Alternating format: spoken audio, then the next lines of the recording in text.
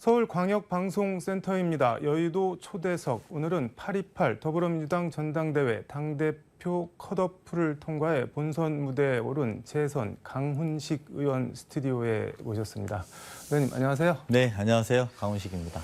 여의도 초대석 저희가 처음 모셨는데 먼저 KBC 광주 전남 시청자께 인사 말씀 부탁드리겠습니다. 네, 우리 광주방송 시청자 여러분 반갑습니다. 이번에 더불어민주당 당대표 후보로 컷오프에 통과한 국회의원 강훈식입니다. 저는 지역구가 충남 아산입니다. 이번 당대표 후보자 중에서 유일하게 비수도권 당대표 후보자입니다. 광주의 어려움을 제가 어떻게 다 안다고 말할 수 있겠습니까마는 지방의 어려움은 적어도 알고 있다 이런 말씀드리고요. 당대표가 되어서 우리 지역이 서럽지 않은 그런 당대표, 그런 민주당이 되도록 노력하겠습니다. 비수도권이라고 하시니까 왠지 좀 동질감 같은 게 느껴지기도 하는데 컷오프 통과 뭐 어느 정도 예상은 하셨나요? 어떠셨나요? 처음에는 뭐 이렇게 네. 예상할 수 있지는 못했는데요. 선거가 되면서 야 적어도 우리가 정권 교체를 5년 있다가 하려면 네. 적어도 전국 광주에서뿐만 아니라 충청에서도 영남에서도 제주에서도 강원에서도 우리가 득표해야 되는 것 아니냐 이런 말씀들을 많이 하셨고요. 근데 그런 면에서 비수도권 후보에 대한 지지도 분명히 있었다. 네. 그리고 특히 우리 영남 지역에서는 네. 충청도에서 제가 사실은 낙천 한 8년 했습니다. 네. 그것은 14년 전에 자민련 텃밭이었고 그때는 제가 처음 나가서 13% 받았습니다. 네. 그래서 민주당 하면 빨갱이 정당 소리 들었던 그런 네. 서러움들이 서로 공감되면서 저를 좀 지지하는 흐름들이 생겨서 선거 종반이 돼서는 아 이게 되겠구나 이렇게 느낄 수 있었습니다. 이게 지금 말씀하신 대로 당 중앙 의원들이 이제 그런 점을 감안을 해서 의원님을 컷오프를 통과를 시켜 주셨을 텐데 뭐 이런 시각도 있습니다. 이재명 의원을 뭐 이렇게 세게 공격했던 뭐 서른 의원이나 또 97그룹 가운데 강병원 의원 이 두 분이 컷오프를 당했는데 이 두 분이 본선에 올라가면은 본선이 너무 이재명 의원 공격의 장이 되는 거 아니냐. 그래서 상대적으로 조금 더 이재명 의원과 각을 덜 세운 조화나 균형을 맞추려고 하는 거 아니냐. 뭐 그런 시각도 있는데 그건 어떻게 보십니까? 아니, 그렇다면 박주민 의원이 올라갔어야죠. 나는 오히려 더 가까웠던 위치니까요. 근데 저는 그런 판단보다는 민주당의 새로운 에너지와 새로운 활력, 변화를 바라시는 분들이 민주당의 새로운 에너지가 좀 되라. 그리고 미래가 되어라. 이번 선거는 그런 의미에서 현재와 미래의 대결이라고 저는 생각하고요. 미래의 민주당을 만들어가는데도 우리 중앙위원들이 한 표를 저한테 해주셨다. 이렇게 생각합니다. 현재와 미래의 대결이라면 사람으로 따지면은 뭐 누구와 누구의 대결이라는 두 분 다 지난 대통령 선거에서 대통령 후보였거나 또는 대통령 후보 경선을 나와서 높은 인지도를 갖고 있는 분들 아닙니까? 네. 저를 빼고 두 분들은. 그래서 반대로는 그분들은 잠재력과 폭발력 그런 것들이 어느 정도인지 다 국민들이 알고 있습니다. 하지만 저는 아직 개봉되지 않은 신상이기 때문에 네. 저의 잠재력과 파괴력이 어느 정도인지 이번 전당대회에 보여줄 것이고 네. 그 파괴력과 잠재력이 미래를 설명하고 있고 우리 민주당이 가야 될 방향을 정확하게 설명한다면 네. 유권자들이 강훈식을 더 지지할 것이라고 생각합니다. 잠재력에 대해서 말씀을 해주셨는데 컷오프 발표 이틀 전에 임종석 대통령 전 비서실장이 본인 SNS에 의원님을 문 대통령에게 총리 후보로 뭐 추천한 일화를 전하면서 워딩을 보면은 민주당 다음을 잃지 않는 사람, 참신함과 안정감을 두루 갖춘 젊은 정치인, 민주당을 다시 전국 정당 반열에 올려놓을 정치인 이렇게 아주 상찬을 했습니다. 임종석 전 실장 원래 좀 아시나요? 친한가요? 뭐 친하기도 하지만 네. 사실 한 1년 전에 총리로 추천됐던 사실은 제가 그 당시에는 알고 있었는데 사실 이렇게 갑자기 네. 지지 선언해 주실지는 몰랐고요. 그리고 뭐 임종석 실장 그리고 뭐 김영춘 전 장관 네. 또 조응천 의원 이렇게 많은 분들이 지지해 줘서 네. 사실은 저로서는 더 책임감이 막중한 전당대회를 뛰고 있다 이렇게 네. 말씀드립니다. 책임이 막중하다는 말씀을 해주셨는데 컷오프 통과 전과는 또 각오가 좀 다를 것 같습니다. 각오 한 말씀 부탁드리겠습니다. 민주당이 크게 통합해서 네. 다음번 정권 교체를 총선 승리와 정권 교체를 갖고 올 수 있느냐. 이게 우리 지지자들의 원하는 마음이라고 생각합니다. 네. 제가 당대표가 되어서 과거 5년 전에는 저희가 네. 전국에 7명의 대선 주자가 있었습니다. 네. 호남에는 물론이고 뭐 경남의 김경수, 대구 경북의 김부겸, 충청의 안희정, 서울에는 박원순, 네. 경기에는 이재명, 그리고 뭐 조국 뭐 네. 지금 다 사라졌습니다. 다 어디로 가셨나요? 다 사라졌습니다. 네. 다시 7명의 대선 주자로 만드는 당대표가 되겠습니다. 음. 그렇다면 아마 우리 지지층들도 다시 설레이고 다시 기대하는 정당이 될 거라고 보고요. 그런 기반으로 우리가 2년 후에 총선을 승리하고 5년 후에 정권 교체를 해야 된다고 생각합니다. 동시에 우리 민주당의 새로운 모습들 네. 그리고 새롭게 변화할 모습을 보여주는 게 제 각오고 그것을 이번 본선 경쟁에서 충분히 알린다면 많은 분들이 저를 찾아주시고 동의해 주실 거라고 생각합니다. 지금 말씀하신 것들을 할 수 있는 사람이 왜 강훈식이어야 하냐, 다른 분들 대신 왜 강훈식이어야 하냐라고 물어보면 뭐라고 답을 하시겠습니까? 일단 새로운 젊은 수권 정당을 만들 수 있는 적임자는 저라고 생각하는 네. 데는 저는 이번 전당대회에서 경계와 금기를 도전하려고 나왔습니다. 금기를 깨는 도전을 하려고 네. 나왔습니다. 우리 당이 지금까지 예측됐던 경계들이 있습니다. 아까 말씀드린 것처럼 수도권과 호남의 정당. 하지만 그리고 충청은 늘 캐스팅 보트였던. 네. 근데 제가 당대표가 된다면 충청이 기반으로 하나 다시 쓸 수 있지 않겠습니까? 그리고 충청과 호남과 서울 뿐만 아니라 수도권뿐만 아니라 영남에도 미치는 파급력은 클 겁니다. 네. 우리가 전국 정당이 될 것이고 그것은 저가 제일 적임자라고 생각하고요. 동시에 네. 직전 대선 주자보다는 정말 이걸 잘 운영하고 관리할 수 있는 그래서 대선 주자를 불러 모을 수 있는 당대표가 필요하지 않겠습니까? 그런 역할도 저한테 맡겨주신다면 제가 제일 잘할 수 있다라고 생각이 듭니다. 알겠습니다. 박용진 의원과 단일화가 뭐 민주당 안팎에서 제일 큰 관심인데 지난 토요일인가요? 박용진 의원과 만찬 회동을 했다고 하는데 뭐 어떤 말씀들을 하셨나요? 저희는 뭐 결론은 지금은 네. 비전과 미래 연대에 집중할 시기다. 각자의 비전을 내놓고 이야기해야 될 것입니다. 네. 그렇지 않고 그냥 단순하게 숫자를 더하는 걸로는 1등을 넘을 수도 없고 또 숫자를 그래야 되는 더한다는 거는 지지율을 단순하게 합하는 식의 방식의 단일화라는 것은 네. 1등의 지지율을 넘을 수도 없고 또 국민들은 잘 이해하지도 못할 겁니다. 단순하게 왜 이재명을 반대할 것이냐. 이재명 반대를 위한 연대만으로는 당대표가 될 수도 없습니다. 오히려 비전과 비전이 만나고 네. 지지자와 지지자가 만나서 그 지지자들이 한번 해봐라. 너희가 비슷한 색깔이고 비슷한 미래를 갖고 있단다. 이렇게 명령하신다면 그게 훨씬 더 파괴력 있는 단일화 또 그런 단일화는 열어놓고 생각해봐야 된다. 이렇게 생각이 듭니다.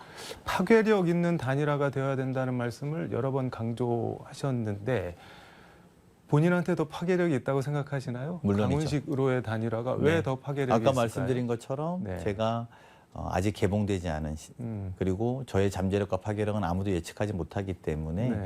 원래 우리가 늘 예측하지 못할 때 민주당이 새로운 선택들 그리고 승리했다고 저는 생각합니다. 70년대 소위 40대 기술론이 네. 그랬습니다.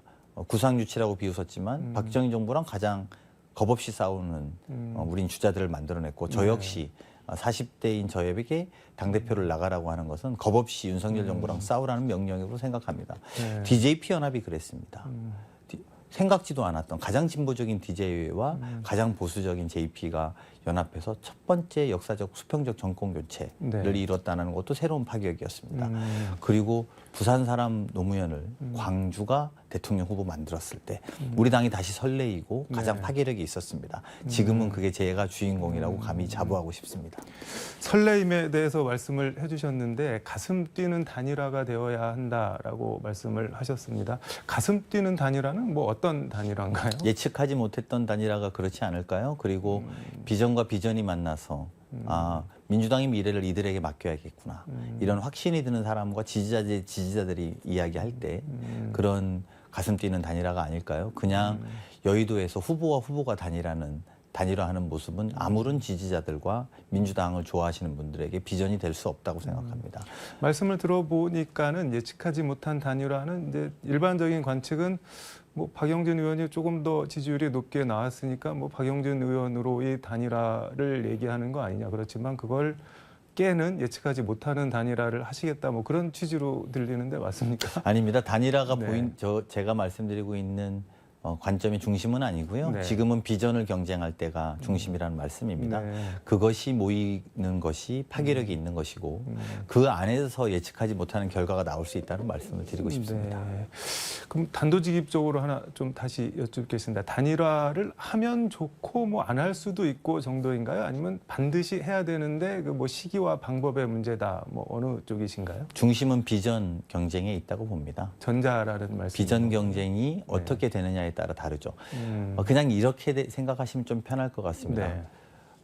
제가 오늘 신문사를 열었는데요. 네. 아직 신문사에 윤전기도 안 돌리고 제 논조와 방향도 모르는데 여기 조금 더 큰 회사가 있으니까 통합해라고 이야기하면 아니 제 논조와 방향을 보고 설명하셔야죠. 이렇게 되는 것 같습니다. 네. 그래서 전혀 다른 논조라면 통합은 되지 않을 겁니다. 그리고 역할 분담도 시너지가 나지 않을 거라고 생각합니다. 하지만 논조가 같고 역할 분담이 가능하다면 파괴력이 있을 수도 있다고 봅니다. 네. 지금 중요한 것은 제가 하려고 하는 제 논조와 제 방향, 제 비전을 국민 여러분들이 확인하고 국민들이 판단하는 시간이 필요하다. 이 말씀 드리고 싶습니다. 알겠습니다. 무슨 말씀인지. 그래서 이번 전대를 통해서 어떤 것을 보여주고 싶으신가요? 민주당이 살아있음을 그리고 다시 가슴 뛰게 하는 정당임을 국민 여러분들께 알리고 싶습니다. 네. 제가 아까 모두에 잠깐 말씀드린 것처럼 경계에 도전하고 싶고 금기에 도전하는 당대표가 되겠다고 말씀드렸습니다.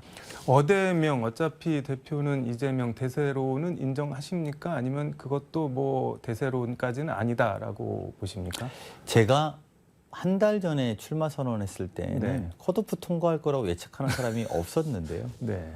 제가 컷오프 통과한 것처럼 지금 제가 어디까지 갈 수 있을지는 저도 잘 모르겠습니다만 있는 둘들 소위 대세라는 것, 익숙한 대세라는 것보다도 네. 아까 말씀드렸던 승리하는 파격, 우리가 과거에 만들었던 DJ 편합, 부산 사람 노무현의 선택, 네. 40대 기술론의 승리하는 파격, 이 유권자들 사이에서 또 지지자들 사이에서 강훈식이라고 주목되기 시작한다면 저는 충분히 판은 뒤집어질 수 있다고 생각합니다.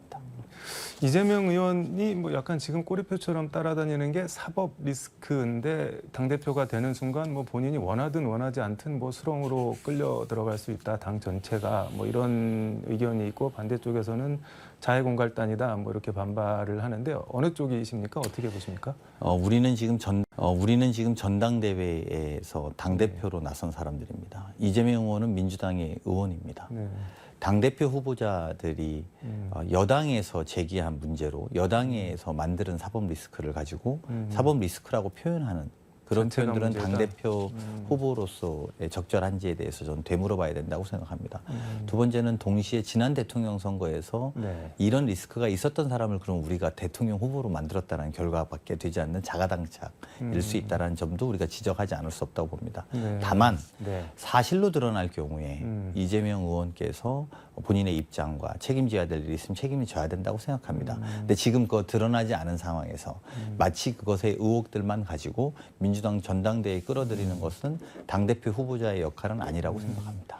이게 리스크라는 게 확인이 됐으면은 리스크가 애초에 성립이 안 되고 불확실하니까 리스크가 되는 거잖아요. 어떻게 보면. 근데 지금 말씀하신 대로 당대표가 됐는데 일부라도 예를 들자면 뭐 부인 김혜경 씨 법화 의혹이라든지 이런 게 사실로 확인이 되고 뭐 그러면 그 다음에는 어떻게 되는 건가요? 그럼 우리 당의 모든 의원들을 여당이 문제 제기해 여당이 고발해서 경찰이 수사하면 우리는 그 모든 의원들을 다 그 리스크라고 이야기할 것인가 네. 우리가 생각해봐야 되고 네. 적어도 대표라면 그런 리스크를 정치적 탄압인지 아니면 공정한 법 집행인지 분석하는 것들이 있어야 되는 네. 것이고요. 그런 부분에 있어서 대표의 책임감과 과단성으로 결정할 것들을 결정해야 된다고 생각합니다. 컷오프 발표 다음 날 정치교체 토론에서 말씀하신 세대 갈등, 젠더 갈등 극복을 강조하셨는데 당대표가 되면 어떤 민주당을 만들 것인지 어떤 역할을 하실 것인지 한 말씀 부탁드리겠습니다. 네. 대표로서는 당연히 네. 수권할 수 있는 젊은 수권 정당을 만드는 게 가장 중요하다고 생각합니다. 네. 아까 말씀드린 것처럼 보수당이 분열로서 정권을 했다면 우리는 통합하고 그걸 극복하는 힘을 가지는 것이 우리 당이 나가야 될 방향이라고 생각합니다. 네. 젠더 문제도 그렇고 세대 문제도 그렇습니다. 그래서 제가 아까 말씀드린 것처럼 경계에 도전하고 금기에 도전하는 정당이 돼야 됩니다. 지난 대통령 선거에 우리는 47.8%를 받았습니다. 네. 거기에다가 50%를 넘는 도전을 해야 될 때라고 생각합니다. 그러기 위해서는 경계를 깨고 금기를 깨는 노력이 필요하고 그것은 저 강훈식이 가장 네. 잘할 수 있는 일 중에 하나다 이렇게 생각합니다. 알겠습니다. 마무리 말씀 부탁드리겠습니다. 네, 광주방송 오늘 여의도 초대석에 처음 나왔습니다. 전국의 국민들이 보시겠지만 이번에 도전하는 가장 젊은 당대표 후보 강훈식입니다. 민주당이 변화와 혁신, 제가 꼭 도전해서 만들고 싶습니다. 동시에 미래가 있는 정당, 그리고 비전이 있는 정당으로 만들고 싶습니다. 그러기 위해서 경계와 금기를 도전해서 깨트리고 민주당이 거듭나는 데 노력하겠습니다. 많이 응원해 주시고 지켜봐 주십시오. 네, 말씀하신 대로 파격의 진군을 해서 당대표가 돼서 경계를 깨고 금기를 깨는지 저희도 같이 지켜보도록 하겠습니다. 오늘 말씀 고맙습니다, 의원님. 네, 고맙습니다. 네, 지금까지 민주당 전당대회 당대표 본선 무대에 진출한 강훈식 의원과 함께 서울광역방송센터에서 전해드렸습니다.